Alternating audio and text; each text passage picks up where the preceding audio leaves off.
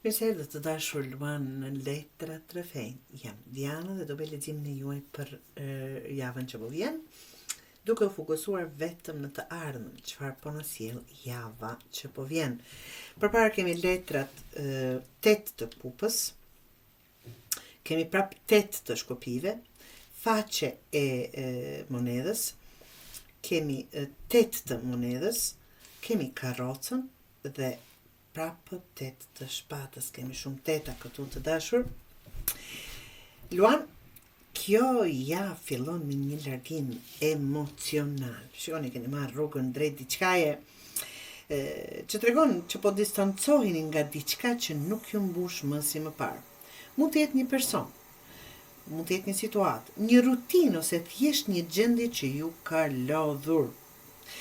Nuk duket si drame madhe apo shpërthim, por më shumë si ai momenti kur brenda vetes thoni, nuk kam më energji për këtë gjë.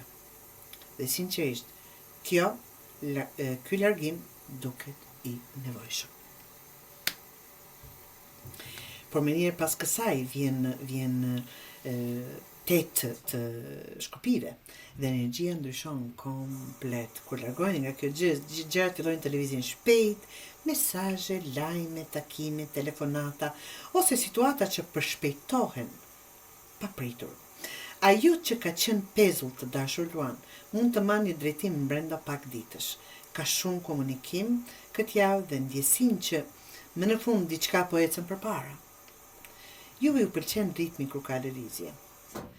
Problemi është që ndonjëherë doni të zgjidhni 17 gjëra brenda 24 orëve. Faqja e monedhës tregon një mundësi të re praktike. Mund të lidhet me punë, para, projekt, dokument ose një fillim i vogël, që në të ardhmen mund të rritet shumë, do të thotë ka potencial. Ky letër nuk premton sukses të menjëhershëm, por tregon diçka serioze që ja vlen t'i kushtoni vëmendje.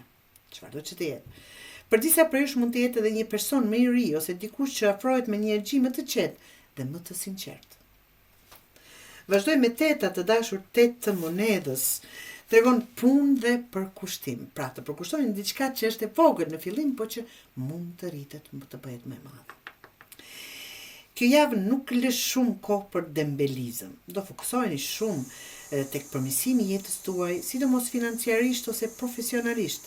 Disa prej jush Luan do punojnë më shumë për të arritur një qëllim konkret. Dhe këtu duket qartë që po hyni në një fazë ku dëshironi rezultate reale, jo vetëm fjalë të bukura. Dhe karroca që tregon drejtimin e juaj, pra që shtyn gjithë leximin përpara. Tregon fitore, kontroll dhe lëvizje drejt objektivit. Edhe nëse ka pasur pengesa, këtë javë nuk do dukeni si personi që dorëzohet. Përkundrazi, sa më shumë ju sfidojnë, aq më shumë ju ndizet egoja për të dalë fitues. Për disa kjo mund të tregojë udhtim ose lëvizje fizike, por për shumicën është fitore personale mbi një situatë që ju ka mbajtur goxha gjatë pezull. 8 të shpatës tregon diçka shumë të rëndësishme të dashur Luan. Pengesa më e madhe mund të jetë apo mund të jeni vetëm ju, mendja juaj. Mund të fillojnë të dyshoni shumë, të analizoni tepër ose të krijoni frikë për gjëra që ende s'kan ndodhur. Dhe kjo është ironia e javës.